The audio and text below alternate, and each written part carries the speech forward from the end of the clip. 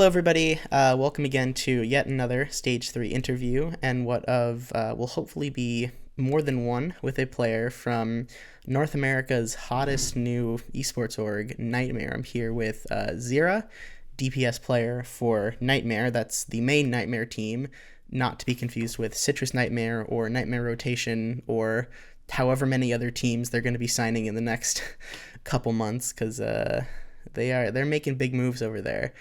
Um, yeah, how you doing? I'm doing good, thank you. How are you? I'm good. Thank you for asking. Um, yeah, I'm doing okay. Had a dentist appointment today, but it was pretty fine otherwise.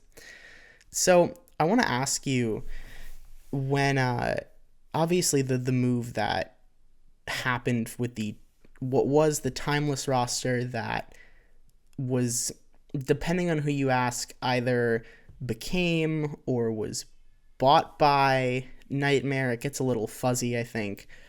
Um, Obviously, we at Cryx did an investigation into that, mainly talking to staff from the organizational side of Timeless. Um, but I'd like to hear, like, what was that process like for you as a player of kind of that brand transition? Because obviously you had kind of a decision you had to make of like, what name do we want to compete under ultimately?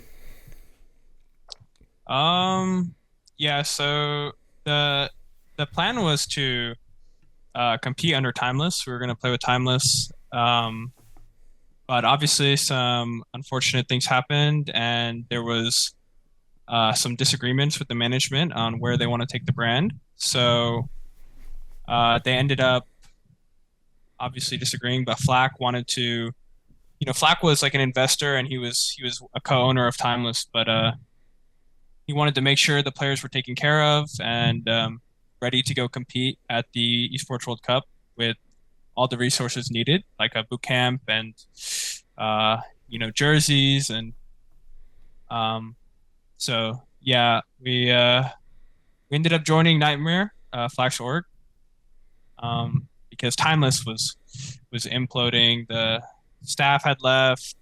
The owners were uh, half and half, disagreeing with each other.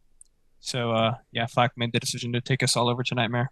Mm-hmm. Was that ultimately like a thing of uh, he basically made you an offer and you took it, or was it something that the team kind of sought out at that point? Well, I mean, we it was very last second. Obviously, the for Esports World Cup, the club like championship points, like Right. the window had closed, so no big orgs were like heavily interested in a Overwatch roster anymore to field. So it was either we can just play with no salary, some scuffed branding, like just really like unorganized and more player led team, or we can go to Flax Org where we are given resources, a salary, uh, boot camp, and like overall like just an environment where the players get what they need to deliver the best results at EWC. So it was pretty much a no-brainer to join Nightmare. Yeah. And then in terms of like, because obviously those must have been, especially like after the that was after the aerial thing had already happened, um which was probably, enough of a just an annoying situation to have to deal with in its own right. What Who on the team, I'm wondering, like, is kind of the most of maybe a leader or the most experienced with those sort of out of game kind of matters? Like, is there a particular person on the team that kind of, you know, rallies everybody with those kinds of issues? I'd say the most experienced person or the person we turn to the most when like in a difficult situation or if the team's kind of struggling and we need answers with something like in game, out of game, it's probably Ollie or Admiral that we turn to. He's the most experienced. He's been under the most high pressure situations. He's been a pro player for a long time, and he's played at the top. Hmm. So he's probably the most experienced person that we turn to for Yeah. stuff. So I want to ask about Infekted here. So obviously they bring him in on loan for the Saudi tournament, and then so was it? I want to understand like the kind of the order of maybe thoughts or decisions that happened here. Was there a point when you were playing with him when he was on loan to Nightmare that you or your teammates were like this works, this is working, like this, we should stick with this? Or was it after and when he kind of decided or was offered by Nightmare? Well, Infected's been my best friend for a long time. I've known Mm-hmm. him like, for many years now, and so I knew when we needed a tank, Infected was the one person I wanted the most. Like I was heavily pushing for I think our you team and to I get think him. everybody in the entire world was like, "Oh yeah, that's the obvious Yeah, yeah, it pickup." was pretty obvious to be honest. Like I it's knew very I knew it's I wanted very it's very rare that the most obvious answer actually ends up being the one it that actually ends up happens. Yeah. happening. Yeah, no, I knew I wanted to play with him the most. I think he's the best tank in the region, not including someone obviously. I Mm-hmm. think he's definitely best NA has to offer, and obviously I've known him for a long time, so I really wanted to play with him, and I think uh, even before our first scrim together when he joined the team, I knew that I wanted him to be a long-term piece on our team, not just for EWC. Mm-hmm. So, and I think everyone else on the team knew that. And I guess our org was uh, willing to make whatever needed to happen possible. Yeah. Yeah. It wasn't like you necessarily were, or maybe it was that you were maybe trying to convince him or kind of be like, "Hey, you should, stick with us." Um, a lot of it, I mean, there was some convincing, at least before EWC. I think it was after EWC that he was like, when he joined the team, he was like, yeah, I'll have some thinking to do, whether I stay with Shock or stay with you guys if that's a possibility. Mm-hmm. But after our performance in EWC, obviously we didn't make playoffs, but uh, rigged. Um, so we were after we reversed swept Fnatic, we probably should have beaten Virtus Pro. We worked really hard for that tournament, and I think Infected enjoyed the environment and the work ethic, so he was eventually convinced that Nightmare was where he wanted to be. Mm-hmm. And obviously, that being contingent on Nightmare, really Flack having the resources to buy out his contract with NRG, which maybe was not something that the people at NRG were necessarily expecting. Yeah, I don't think they were expecting that either. For better or worse. Speaking of those resources, like it's to put it bluntly, it's no secret that Nightmare are throwing around bags of money. Um, Flack obviously supporting the operation with his own uh, personal resources due to his background.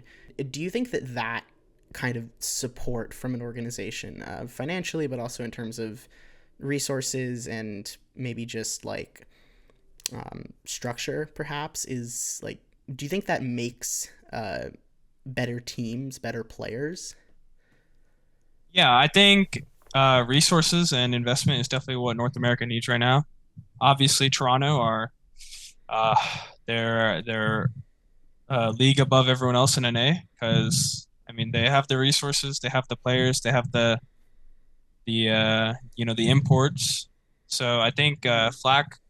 Flack really wants to help develop the scene and take care of North America. So he's giving us the resources, and I think you know months from now, like in the future, the NA talent, I guess, will definitely continue to rise and won't stagnate. Like I think the players are definitely going to continue getting better and better and better to the point where the top NA teams besides Toronto can compete like internationally and can compete with Hmm. the Europeans and the Koreans and Do you feel like North America China's team. is a step behind Europe at the moment? Um, Step behind Europe. Uh no, I think the European teams are definitely beatable.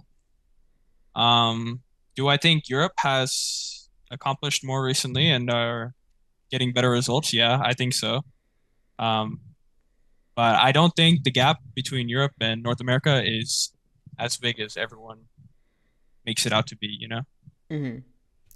Yeah, and also to what you said before, do you think that the North American scene had been stagnated or stagnating for a period, or was in danger of stagnating at a time previously, like this Uh, year maybe? Or yeah, this year, I mean, you had like you had M80 with like the Unks, like barely trying, not really putting in much effort, and they're still getting top two North America. right. So yeah, the talent was definitely stagnating. I feel like that shouldn't be possible where you really don't care about the game. You really are just playing for like like a paycheck and you're still getting top two. So I think that's definitely a sign that the region is lacking a lot and is very poor. But I do think it'll continue to get better. I don't think North America will stagnate anymore. Hmm. Yeah.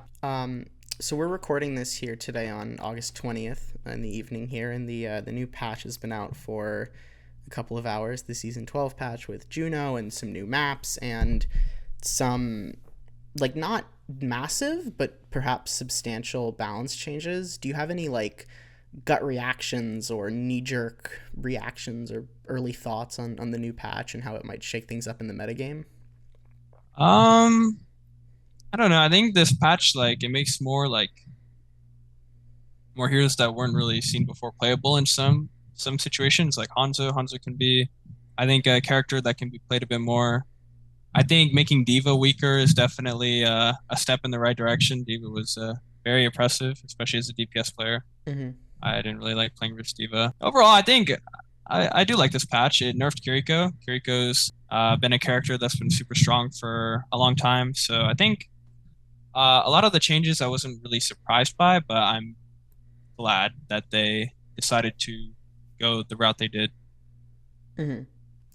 I want to get into talking about the tournament that's ongoing right now here with the stage three. So, uh, you just came off of a pretty big win, I would say, against Timeless. That I think, and I think it's probably fair to say that was less close than I think a lot of us were expecting it to be. The first map was a little bit back and forth, but the second two were pretty severe, I think, in terms of you guys coming out with the edge. Was that match easier than you expected it to be?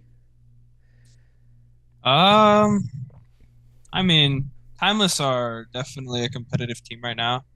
Like I can see them being the number four team in the region, but I definitely expected us to. I'd say the result is pretty expected. Mm-hmm. First map was really close. I think a lot of us were a bit nervous, not really playing at our full potential. But at the end of the day, I think yeah, I think we knew we were going to be timeless. I mean, uh, yeah, I think honestly it should have been less close. I don't think the first map should have been that close. Interesting. Should have been less close. You've got like new Timeless versus old Timeless, and also even older Timeless in another Even older, group, yeah. and also another Timeless in it's there's like four Timelesses, and they might all make the playoffs. Speaking of playoffs, so if I understand the bracket seating correctly, your first opponent in like the main event playoffs will be the runner up from Group C, which at this point I think could probably end up being anybody. That group is kind of wide open between Shikigami, Citrus Nightmare, and Vice, all of whom have looked like competitive with each other. Vice actually put up a very strong fight against Citrus that I was not expecting at all. I watched a bit of that match. Between those three teams, who do you think will make it out and have to face you in the first round of the bracket? Um, I think it'll be Citrus. I think we'll end up playing Citrus the first round, which, uh, I mean, I think Rissa got buffed, so maybe step in the right direction for Citrus. They're feeling good, but I think, yeah, the groups were close between Citrus, Vice, and like Shikigami, I think, but I think the Rissa buffs will definitely put them ahead, Mm-hmm. a fair bit. So yeah, I believe Citrus Nightmare will come out of Yeah, that group. nobody wants to run into Citrus in a bracket in an Orisa Uh, meta as they don't have lethal anymore though, so it's okay. yeah. Well, I really rate those pip players, even though some of them are on the bench. I think Strider's like really good, personally. Big fan of that team. Um, so obviously, like the big kind of boss that everybody's looking at here in North America right now is of course Toronto Defiant. And one like really big difference that I see between what the roster that Toronto have and the roster that you and NRG both have is Nightmare and NRG both have these kind of big 8 player rosters, and Toronto has this 5 player roster that also has extremely flexible players on each of those roles, particularly someone in Vega, in my view. So, how have you been integrating these new players into the Nightmare roster in Lethal, Clear, and CJ? Um, I mean, I think they've all been integrating fairly easily. A lot of people have played with Lethal before. I've played with Lethal. Admiral's played with Lethal. I've both me and Infekted have played with Clear before, so we kind of know how each other Mm-hmm. thinks. And um, I'd say they're integrating quite well. I think we want to minimize like as much like swapping around players as much as possible because the synergy will start to decrease and it'll get a bit hectic. So right now we're really trying to prioritize